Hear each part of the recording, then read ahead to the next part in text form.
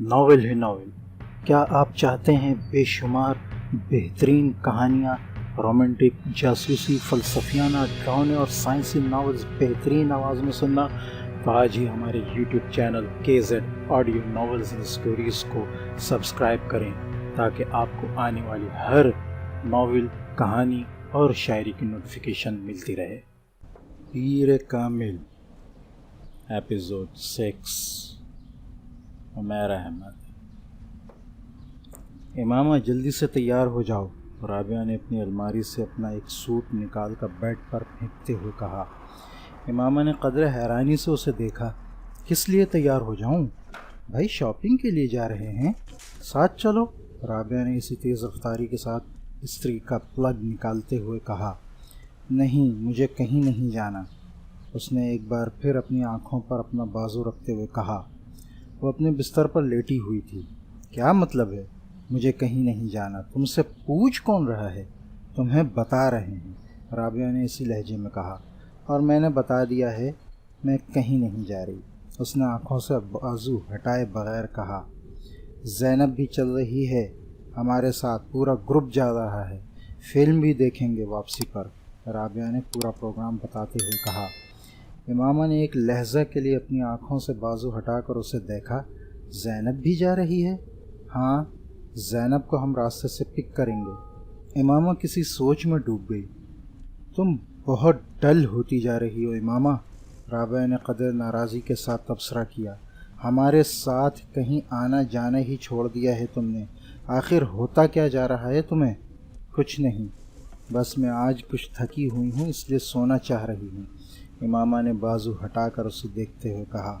تھوڑی دیر بعد جویریہ بھی اندر آ گئی اور وہ بھی اسے ساتھ چلنے کے لیے مجبور کرتی رہی، مگر امامہ کی زبان پر ایک ہی رٹ تھی، نہیں مجھے سونا ہے، میں بہت تھک گئی ہوں۔ وہ مجبوراً اسے برا بھلا کہتے ہوئے وہاں سے چلی گئیں۔ رستے سے انہوں نے زینب کو اس کے گھر سے پک کیا اور زینب کو پک کرتے ہوئے جویریہ کو یاد آیا کہ اس کے بیگ کے اندر اس کا والیٹ نہیں ہے، وہ اسے ہاسٹل میں ہی چھوڑ آئی تھی۔ واپس ہاسٹل چلتے ہیں، وہاں سے والیٹ لے کر پھر بازار چلیں گے۔ جویریہ کے کہنے پر وہ لوگ دوبارہ ہاسٹل چلی آئیں، مگر وہاں آ کر انہیں حیرانی کا سامنا کرنا پڑا کیونکہ کمرے کے دروازے پر تالا لگا ہوا تھا۔ یہ امامہ کہاں ہے؟ رابعہ نے حیرانی سے کہا۔ پتہ نہیں، کمرہ لاک کر کے اس طرح کہاں جا سکتی ہے؟ وہ تو کہہ رہی تھی کہ اسے سونا ہے، جویریہ نے کہا۔ ہاسٹل میں تو کسی کے روم میں نہیں چلی گئی، رابعہ نے خیال ظاہر کیا۔ وہ دونوں اگلے کئی منٹ ان واقف لڑکیوں کے کمروں میں جاتی رہیں جن سے ان کی ہیلو ہائی تھی، مگر امامہ کا کہیں پتہ نہیں تھا۔ کہیں ہاسٹل سے باہر تو نہیں گئی؟ رابعہ کو اچانک خیال آیا۔ آؤ وارڈن سے پوچھ لیتے ہیں، جویریہ نے کہا۔ وہ دونوں وارڈن کے پاس چلی آئیں۔ ہاں، امامہ ابھی کچھ دیر پہلے باہر گئی ہے، وارڈن نے انہیں انکوائری پر بتایا۔ جویریہ اور رابعہ ایک دوسرے کا منہ دیکھنے لگیں۔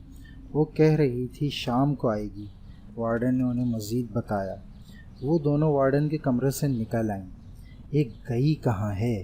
ہمارے ساتھ تو جانے سے انکار کر دیا تھا کہ اسے سونا ہے اور وہ تھکی ہوئی ہے اور اس کی طبیعت خراب ہے، اور اب اس طرح غائب ہو گئی ہے، رابعہ نے الجھے ہوئے انداز میں کہا۔ رات کو وہ قدرے لیٹ واپس آئیں اور جس وقت وہ آئیں امامہ کمرے میں موجود تھی۔ اس نے مسکراتے ہوئے ان دونوں کا استقبال کیا۔ لگتا ہے خاصی شاپنگ ہوئی ہے آج، اس نے ان دونوں کے ہاتھوں میں پکڑے ہوئے شاپرز کو دیکھتے ہوئے کہا۔ ان دونوں نے اس کی بات کے جواب میں کچھ نہیں کہا، بس شاپرز رکھ کر اسے دیکھنے لگیں۔ تم کہاں گئی ہوئی تھیں؟ جویریہ نے اس سے پوچھا۔ امامہ کو جیسے ایک جھٹکا لگا۔ میں اپنا والیٹ لینے واپس آئی تھی تو تم یہاں نہیں تھیں، کمرہ لاک تھا، جویریہ نے اسی انداز میں کہا۔ میں تم لوگوں کے پیچھے گئی تھی۔ کیا مطلب؟ جویریہ نے کچھ نہ سمجھنے والے انداز میں کہا۔ تمہارے نکلنے کے بعد میرا ارادہ بدل گیا تھا، میں یہاں سے زینب کی طرف گئی کیونکہ تم لوگوں کو اسے پک کرنا تھا، مگر اس کے چوکیدار نے بتایا کہ تم لوگ پہلے ہی وہاں سے نکل گئے ہو، پھر میں وہاں سے واپس آ گئی، بس رستے میں کچھ کتابیں لی تھیں میں نے، امامہ نے کہا۔ دیکھا، تم سے پہلے کہا تھا کہ ہمارے ساتھ چلو، مگر اس وقت تم نے فوراً انکار کر دیا، بعد میں بے وقوفوں کی طرح پیچھے چل پڑیں۔ ہم لوگ تو مشکوک ہو گئے تھے تمہارے بارے میں، رابعہ نے کچھ اطمینان سے ایک شاپر کھولتے ہوئے کہا۔ امامہ نے کوئی جواب نہیں دیا، وہ صرف مسکراتے ہوئے ان دونوں کو دیکھتی رہی۔ وہ دونوں اب اپنے شاپر کھولتے ہوئے خریدی ہوئی چیزیں اسے دکھا رہی تھیں۔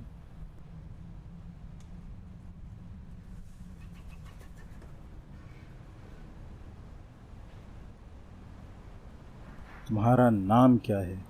پتہ نہیں۔ ماں باپ نے کیا رکھا تھا؟ وہ ماں باپ سے پوچھیں۔ لوگ کس نام سے پکارتے ہیں تمہیں، لڑکے یا لڑکیاں؟ لڑکے بہت سارے نام لیتے ہیں، زیادہ کون سا نام پکارتے ہیں؟ Dear devil. اور لڑکیاں وہ بھی بہت سے نام لیتی ہیں، زیادہ تر کس نام سے پکارتی ہیں؟ یہ میں نہیں بتا سکتا، اٹس ٹو پرسنل۔ گہری خاموشی، طویل سانس، پھر خاموشی۔ میں آپ کو ایک مشورہ دوں؟ کیا؟ آپ میرے بارے میں وہ جاننے کی کوشش کیوں نہیں کرتے جو نہ آپ پہلے جانتے ہیں نہ میں؟ آپ کے دائیں طرف ٹیبل پر جو سفید فائل پڑی ہے اس میں میرے سارے پارٹیکولرز موجود ہیں۔ پھر آپ وقت کیوں ضائع کر رہے ہیں؟ سائیکانالسٹ نے اپنے پاس موجود ٹیبل لیمپ کی روشنی میں سامنے کاؤچ پر دراز اس نوجوان کو دیکھا جو اپنے پیر مسلسل ہلا رہا تھا۔ اس کے چہرے پر گہرا اطمینان تھا اور یوں لگ رہا تھا جیسے وہ سائیکانالسٹ کے ساتھ ہونے والی ساری گفتگو کو بیکار سمجھ رہا تھا۔ کمرے میں موجود ٹھنڈک، خاموشی اور نیم تاریکی نے اس کے اعصاب کو بالکل متاثر نہیں کیا تھا۔ وہ بات کرتے ہوئے وقتاً فوقتاً کمرے میں چاروں طرف نظریں دوڑا رہا تھا۔ سائیکانالسٹ کے لیے سامنے لیٹا ہوا نوجوان ایک عجیب کیس تھا۔ وہ فوٹوگرافک میموری کا مالک تھا۔ اس کا آئی کیو لیول 150 کی رینج میں تھا۔ وہ through out standing academic record رکھتا تھا۔ وہ گولف میں پریزیڈنٹس گولڈ میڈل 3 بار جیت چکا تھا اور وہ تیسری بار خودکشی کی ناکام کوشش کرنے کے بعد اس کے پاس آیا تھا۔ اس کے والدین ہی اسے اس کے پاس لے کر آئے تھے اور وہ بے حد پریشان تھے۔ وہ ملک کے چند بہت اچھے خاندانوں میں سے ایک سے تعلق رکھتا تھا، ایسا خاندان جس کے پاس پیسے کی بھرمار تھی۔ 4 بھائیوں اور 1 بہن کے بعد وہ چوتھے نمبر پر تھا۔ 2 بھائی اور 1 بہن اس سے بڑے تھے۔ اپنی ذہانت اور قابلیت کی وجہ سے وہ اپنے والدین کا بہت زیادہ چہیتا تھا۔ اس کے باوجود پچھلے 3 سال میں اس نے 3 بار خودکشی کی کوشش کی۔ پہلی دفعہ اس نے سڑک پر بائک چلاتے ہوئے 1 وے کی خلاف ورزی کی اور بائک سے ہاتھ اٹھا لیے۔ اس کے پیچھے آنے والے ٹریفک کانسٹیبل نے ایسا کرتے ہوئے اسے دیکھا تھا۔ خوش قسمتی سے گاڑی سے ٹکرانے کے بعد وہ ہوا میں اچھل کر ایک دوسری گاڑی کی چھت پر گرا اور پھر زمین پر گرا۔ اس کی کچھ پسلیاں، ایک بازو اور ایک ٹانگ میں فریکچرز ہوئے۔ تب اس کے والدین کانسٹیبل کے اصرار کے باوجود اسے ایک حادثہ ہی سمجھے، کیونکہ اس نے اپنے ماں باپ سے یہی کہا تھا کہ وہ غلطی سے 1 وے سے ہٹ گیا تھا۔ دوسری بار پورے 1 سال کے بعد اس نے لاہور میں خود کو باندھ کر پانی میں ڈوبنے کی کوشش کی۔ ایک بار پھر اسے بچا لیا گیا۔ پل پر کھڑے لوگوں نے اسے اسی رسی سمیت باہر کھینچ لیا تھا جس کے ساتھ باندھ کر اس نے خود کو نیچے گرایا تھا۔ اس بار اس بات کی گواہی دینے والوں کی تعداد زیادہ تھی کہ اس نے خود اپنے آپ کو پانی میں گرایا تھا، مگر اس کے ماں باپ کو ایک بار پھر یقین نہیں آیا۔ سالار کا بیان تھا کہ کچھ لڑکوں نے اس کی گاڑی کو پل کے پاس روکا اور پھر اسے باندھ کر پانی میں پھینک دیا۔ جس طرح وہ بندھا ہوا تھا اس سے یوں ہی لگتا تھا کہ اسے واقعی باندھ کر گرایا گیا ہے۔ پولیس اگلے کئی ہفتے اس کے بتائے گئے حلیے کے لڑکوں کو پورے شہر میں تلاش کرتی رہی۔ سکندر عثمان نے خاص طور پر ایک گارڈ اس کے ساتھ تعینات کر دیا جو 24 گھنٹے اس کے ساتھ رہتا تھا، مگر تیسری بار وہ اپنے ماں باپ کی آنکھوں میں دھول نہیں جھونک سکا۔ خواب اور گولیوں کی ایک بڑی تعداد کو پیس کر اس نے کھا لیا تھا۔ گولیوں کی تعداد اتنی زیادہ تھی کہ معدہ واش کرنے کے باوجود اگلے کئی دن وہ بیمار رہا۔ اس بار کسی کو بھی کوئی غلط فہمی نہیں ہوئی۔ اس نے خان سامہ کے سامنے ان گولیوں کے پاؤڈر کو دودھ میں ڈال کر پیا تھا۔ سکندر عثمان اور طیبہ سکندر شاک رہ گئے تھے۔ پچھلے دونوں واقعات بھی انہیں پوری طرح یاد آ گئے تھے اور پچھتانے لگے تھے کہ انہوں نے پہلے اس کی بات پر اعتبار کیوں کیا۔ پورا گھر اس کی وجہ سے پریشان ہو گیا تھا۔ اس کے بارے میں اسکول، کالونی اور خاندان ہر جگہ خبریں پھیل رہی تھیں۔ وہ اس بار اس بات سے انکار نہیں کر سکا کہ اس نے خودکشی کی کوشش کی تھی، مگر وہ یہ بتانے پر تیار بھی نہیں تھا کہ اس نے ایسا کیوں کیا تھا۔ بھائی، بہن، ماں یا باپ، اس نے کسی کے سوال کا بھی جواب نہیں دیا تھا۔ سکندر اے لیولز کے بعد اس کے بڑے بھائیوں کی طرح اسے بیرون ملک تعلیم حاصل کرنے کے لیے بھجوانا چاہتے تھے۔ وہ جانتے تھے اسے کہیں بھی نہ صرف بڑی آسانی سے ایڈمیشن مل جائے گا بلکہ اسکالرشپ بھی، لیکن ان کے سارے پلانز جیسے بھگ کر کے اڑ گئے تھے۔ اور اب وہ اس سائیکانالسٹ کے سامنے موجود تھا جس کے پاس سکندر عثمان نے اسے اپنے ایک دوست کے مشورے پر بھجوایا تھا۔ ٹھیک ہے سالار، بالکل ٹو دا پوائنٹ بات کرتے ہیں۔ مرنا کیوں چاہتے ہو تم؟ سالار نے کندھے اچکائے۔ آپ سے کس نے کہا کہ میں مرنا چاہتا ہوں؟ خودکشی کی 3 کوششیں کر چکے ہو تم۔ کوشش کرنے اور مرنے میں بڑا فرق ہوتا ہے۔ تینوں دفعہ تم اتفاقاً بچے ہو، ورنہ تم نے خود کو مارنے میں کوئی کسر نہیں چھوڑی تھی۔ دیکھیں، جس کو آپ خودکشی کی کوشش کہہ رہے ہیں، میں اسے خودکشی کی کوشش نہیں سمجھتا۔ میں صرف دیکھنا چاہتا تھا کہ موت کی تکلیف کیسی ہوتی ہے۔ وہ اس کا چہرہ دیکھنے لگا جو بڑے پرسکون انداز میں انہیں سمجھانے کی کوشش کر رہا تھا۔ اور موت کی تکلیف تم کیوں محسوس کرنا چاہتے تھے؟ بس ایسے ہی، کیوریوسٹی، تجسس سمجھ لیں۔ سائیکانالسٹ نے ایک گہرا سانس لے کر اس 150 آئی کیو لیول والے نوجوان کو دیکھا جو اب چھت کو گھور رہا تھا۔ تو ایک بار خودکشی کی کوشش سے تمہارا یہ تجسس ختم نہیں ہوا؟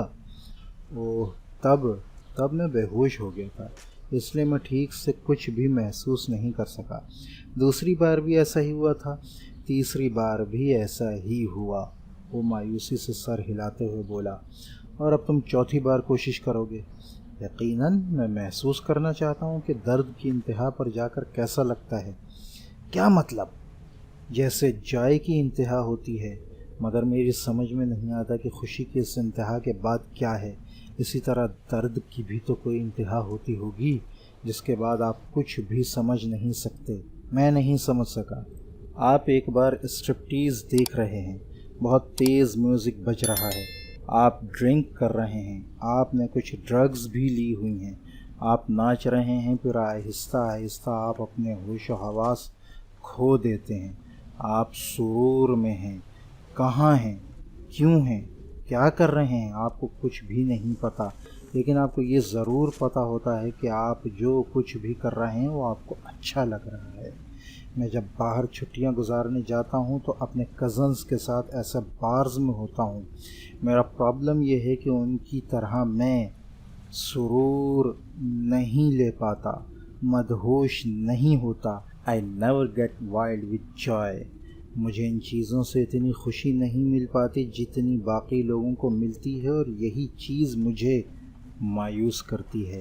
میں نے سوچا کہ اگر سرور کی انتہا پر نہیں پہنچ سکتا تو شاید میں درد کی انتہا پر پہنچ سکوں، لیکن وہ بھی نہیں ہو سکا۔ وہ خاصا مایوس نظر آتا تھا۔ تم اس طرح کی چیزوں میں وقت ضائع کیوں کرتے ہو؟ اتنا شاندار اکیڈمک ریکارڈ ہے تمہارا۔ سالار نے اس بار انتہائی بیزاری سے اس سے کہا۔ پلیز اب میری ذہانت کے راگ الاپنا مت شروع کیجیے گا۔ مجھے پتہ ہے میں کیا ہوں۔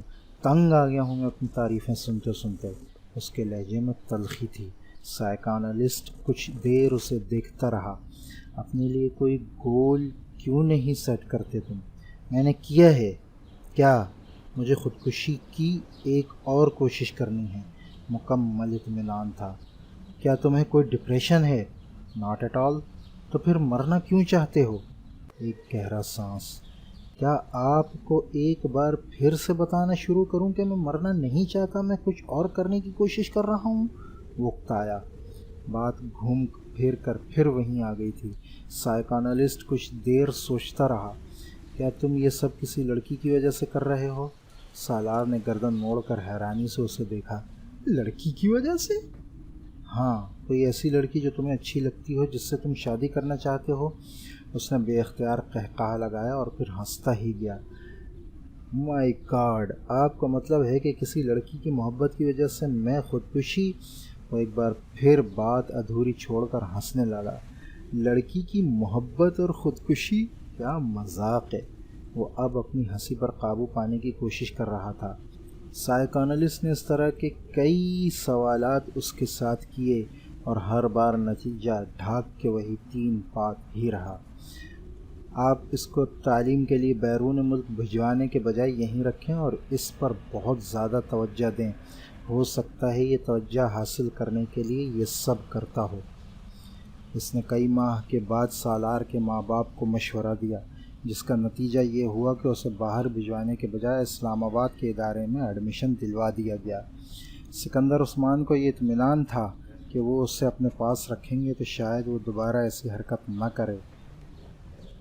سالار نے ان کے اس فیصلے پر کسی رد عمل کا اظہار نہیں کیا، بلکہ بالکل اسی طرح جس طرح اس نے ان کے اس فیصلے پر کسی خوشی کا اظہار نہیں کیا تھا کہ اسے بیرون ملک تعلیم کے لیے بھجوایا جائے گا۔ سائیکانالسٹ کے ساتھ آخری سیشن کے بعد سکندر عثمان اسے گھر لے آئے اور انہوں نے طیبہ کے ساتھ مل کر اس سے ایک لمبی چوڑی میٹنگ کی۔ وہ دونوں اپنے بیڈ روم میں بٹھا کر اسے ان تمام آسائشوں کے بارے میں بتاتے رہے جو وہ پچھلے کئی سالوں میں اسے فراہم کرتے رہے تھے۔ انہوں نے اسے ان توقعات کے بارے میں بھی بتایا جو وہ اس سے رکھتے تھے، اسے ان محبت بھرے جذبات سے بھی آگاہ کیا جو وہ اس کے لیے محسوس کرتے تھے۔ وہ بے تاثر چہرے کے ساتھ چنگم چباتا باپ کی بے چینی و ماں کے آنسو دیکھتا رہا۔ گفتگو کے آخر میں سکندر عثمان نے تقریباً تنگ آ کر اس سے کہا، تمہیں کس چیز کی کمی ہے؟ کیا ہے جو تمہارے پاس نہیں ہے یا جو تمہیں چاہیے؟ مجھے بتاؤ۔ سالار سوچ میں پڑ گیا۔ اسپورٹس کار، اگلے ہی لمحے اس نے کہا۔ ٹھیک ہے، میں تمہیں اسپورٹس کار باہر سے منگوا دیتا ہوں، مگر دوبارہ ایسی کوئی حرکت مت کرنا جو تم نے کی ہے، اوکے؟ سکندر عثمان کو کچھ اطمینان ہوا۔ سالار نے سر ہلا دیا۔ طیبہ نے ٹشو سے اپنے آنسو صاف کرتے ہوئے جیسے سکون کا سانس لیا۔ وہ کمرے سے چلا گیا تو سکندر عثمان نے سگار سلگاتے ہوئے ان سے کہا، طیبہ، تمہیں اس پر بہت توجہ دینی پڑے گی۔ اپنی ایکٹیویٹیز کچھ کم کرو اور کوشش کرو کہ اس کے ساتھ روزانہ کچھ وقت گزار سکو۔ طیبہ نے سر ہلا دیا۔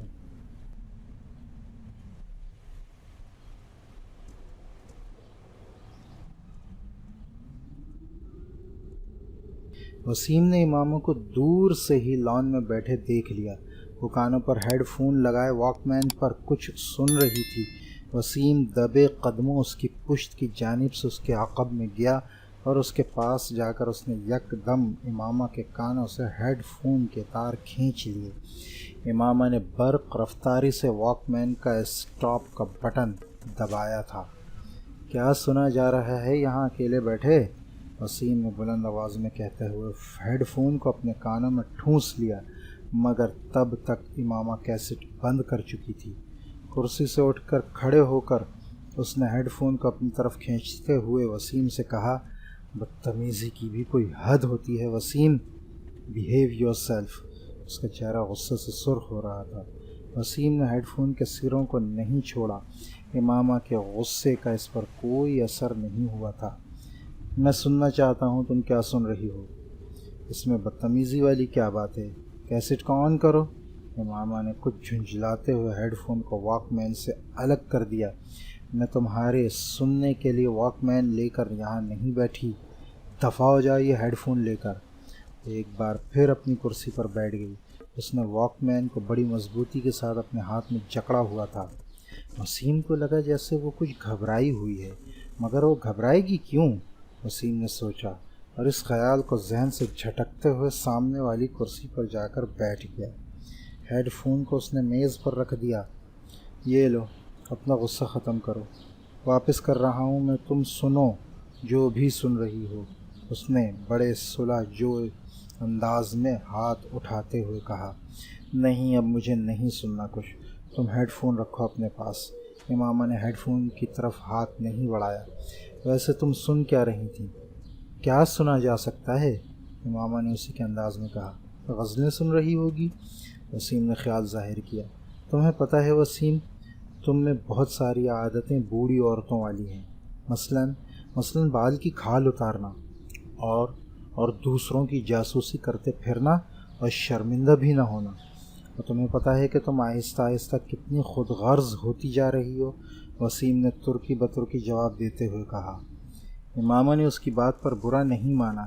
اچھا، تمہیں پتہ چل گیا کہ میں خود غرض ہوں؟ اس بار اس نے مسکراتے ہوئے کہا۔ حالانکہ تم جتنے بے وقوف ہو، میں یہ سوچ بھی نہیں سکتی تھی کہ یہ نتیجہ اخذ کر لو گے۔ تم اگر مجھے شرمندہ کرنے کی کوشش کر رہی ہو تو مت کرو، میں شرمندہ نہیں ہوں گا، وسیم نے ڈھٹائی کا مظاہرہ کرتے ہوئے کہا۔ پھر بھی ایسے کاموں کی کوشش تو ہر ایک پر فرض ہوتی ہے۔ آج تمہاری زبان کچھ زیادہ نہیں چل رہی؟ وسیم نے اسے غور سے دیکھتے ہوئے کہا۔ ہو سکتا ہے نہیں، ایسا ہی ہے۔ چلو اچھا ہے، وہ چپ شاہ کا روزہ تو توڑ دیا ہے تم نے، جو اسلام آباد آنے پر تم رکھ لیتی ہو۔ امامہ نے غور سے وسیم کو دیکھا۔ کون سا چپ شاہ کا روزہ؟ تم جب سے لاہور گئی ہو خاصی بدل گئی ہو۔ مجھ پر اسٹڈیز کا بہت بوجھ ہوتا ہے۔ سب پر ہوتا ہے امامہ، مگر کوئی بھی اسٹڈیز کو اتنا سر پر سوار نہیں کرتا، وسیم نے اس کی بات کاٹتے ہوئے کہا۔ چھوڑو اس فضول بحث کو، یہ بتاؤ تم آج کل کیا کر رہے ہو؟ عیش، وہ اسی طرح کرسی جھلاتا رہا۔ یہ تو تم پورا سال ہی کرتے ہو، میں آج کل کی خاص مصروفیات کا پوچھ رہی ہوں۔ آج کل تو بس دوستوں کے ساتھ پھر رہا ہوں۔ تمہیں پتہ ہونا چاہیے کہ پیپرز کے بعد میری مصروفیات کیا ہوتی ہیں۔ سب کچھ بھولتی جا رہی ہو تم، وسیم نے افسوس بھری نظروں سے کہا۔ میں نے اس امید میں یہ سوال کیا تھا کہ شاید اس سال تم میں کوئی بہتری آ جائے، مگر نہیں، میں نے بیکار سوال کیا، امامہ نے اس کے تبصرے کے جواب میں کہا۔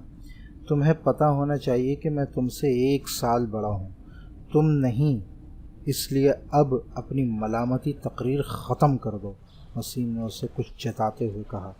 یہ ساتھ والوں کے لڑکے سے تعلقات کا کیا حال ہے؟ امامہ کو اچانک یاد آیا۔ چوچو سے؟ چوچو سے؟ بس کچھ عجیب سے ہی تعلقات ہیں، وسیم نے کندھے اچکاتے ہوئے کہا۔ بڑا عجیب سا بندہ ہے، موڈ اچھا ہے تو دوسروں کو 7ویں آسمان پر بٹھا دے گا، موڈ خراب ہے تو سیدھا گٹر میں پہنچا دے گا۔ تمہارے زیادہ تر دوست اسی طرح کے ہیں، امامہ نے مسکراتے ہوئے کہا۔ کند ہم جنس باہم جنس پرواز۔ نہیں، خیر ایسی بھی کوئی بات نہیں، کم از کم میری عادتیں اور حرکتیں چوچو جیسی تو نہیں ہیں۔ وہ تو باہر جانے والا تھا نا؟ امامہ کو اچانک یاد آیا۔ ہاں جانا تو تھا، مگر پتہ نہیں، میرا خیال ہے کہ اس کے پیرنٹس نہیں بھجوا رہے۔ حلیہ بڑا عجیب سا ہوتا ہے اس کا، مجھے بعض دفعہ لگتا ہے پیسوں کے کسی قبیلے سے کسی نہ کسی طرح اس کا تعلق ہوگا یا آئندہ ہو جائے گا۔ تم نے دیکھا ہے اسے؟ کل میں باہر سے آ رہی تھی تو دیکھا تھا، وہ بھی اسی وقت باہر نکل رہا تھا، کوئی لڑکی بھی تھی اس کے ساتھ۔ لڑکی؟ جینز وغیرہ پہنی ہوئی تھی اس نے، وسیم نے اچانک دلچسپی لیتے ہوئے کہا۔ ہاں، مشروم کٹ بالوں والی فیر سی ارسا، وسیم چٹکی بجاتے ہوئے مسکرایا۔ اس کی گرل فرینڈ ہے، پچھلی دفعہ تو تم کسی اور کا نام لے رہے تھے، امامہ نے اسے گھورا۔ پچھلی دفعہ کب؟ وسیم سوچ میں پڑ گیا۔ 7-8 ماہ پہلے شاید تم سے اس کی گرل فرینڈ کی بات ہوئی تھی۔ ہاں تب شیبہ تھی، اب پتہ نہیں وہ کہاں ہے۔ اس بار تو گاڑی کے پچھلے شیشے پر اس نے اپنے موبائل کا نمبر بھی پینٹ کروایا تھا۔ امامہ ایک موبائل نمبر دہراتے ہوئے ہنسی۔ تمہیں یاد ہے؟ وسیم بھی ہنسا۔ میں نے زندگی میں پہلی بار اتنا بڑا موبائل نمبر کہیں لکھا دیکھا تھا، اور وہ بھی گاڑی کے شیشے پر، اس کے نام کے ساتھ، یاد تو ہونا ہی تھا۔ امامہ پھر ہنسی۔ میں تو خود سوچ رہا ہوں اپنی گاڑی کے شیشے پر موبائل نمبر لکھوانے کا، وسیم نے بالوں میں ہاتھ پھیرتے ہوئے کہا۔ کون سے موبائل کا؟ وہ جو تم نے ابھی خریدا بھی نہیں، امامہ نے وسیم کا مذاق اڑایا۔ میں خرید رہا ہوں اس ماہ۔ بابا سے جوتے کھانے کے لیے تیار رہنا اگر تم نے موبائل کے نمبر کو گاڑی کے شیشے پر لکھوایا، سب سے پہلا فون ان کا ہی آئے گا، بس اس لیے ہر بار میں رک جاتا ہوں۔ وسیم نے ایک ٹھنڈی سانس بھرتے ہوئے کہا، یہ تمہارے لیے اچھا ہی ہے۔ بابا سے ہڈیاں توڑوانے سے بہتر ہے کہ بندہ اپنے جذبات پر کچھ قابو رکھے، اور تمہارے لیے تو خطرات ویسے بھی زیادہ ہیں۔ سمیہ کو پتہ چلا نا اگر اس قسم کے کسی موبائل فون کا تو… وسیم نے اس کی بات کاٹ دی۔ تو کیا کرے گی وہ؟ میں اس سے ڈرتا نہیں ہوں۔ میں جانتی ہوں تم اس سے نہیں ڈرتے، مگر 6 بھائیوں کی اکلوتی بہن سے منگنی کرنے سے پہلے تمہیں تمام نفع نقصان پر غور کر لینا چاہیے جن کا سامنا تمہیں کسی ایسی ویسی حرکت کے بعد ہو سکتا ہے۔ ماما نے ایک بار پھر اس کی منگیتر کا حوالہ دیتے ہوئے اس کا مذاق اڑایا۔ اب کیا کیا جا سکتا ہے، بس میرے مقدر میں تھا یہ سب کچھ۔ وسیم نے ایک مصنوعی آہ بھرتے ہوئے کہا، مجھے کبھی بھی موبائل فون نہیں خریدنا چاہیے، کیونکہ یہ میرے کسی کام نہیں آ سکے گا، کم از کم جہاں تک گرل فرینڈ کی تلاش کا سوال ہے۔ تو ایک بار پھر کرسی جھلانے لگا۔ دیر سے ہی صحیح، مگر بات تمہاری سمجھ میں آ ہی گئی۔ ماما نے ہاتھ بڑھا کر میز سے ہیڈ فون اٹھاتے ہوئے کہا، ویسے تم سن کیا رہی تھیں؟ وسیم کو اسے ہیڈ فون اٹھاتے دیکھ کر پھر یاد آیا۔ ویسے ہی کچھ خاص نہیں تھا۔ ماما نے اٹھتے ہوئے اسے جیسے ٹالا۔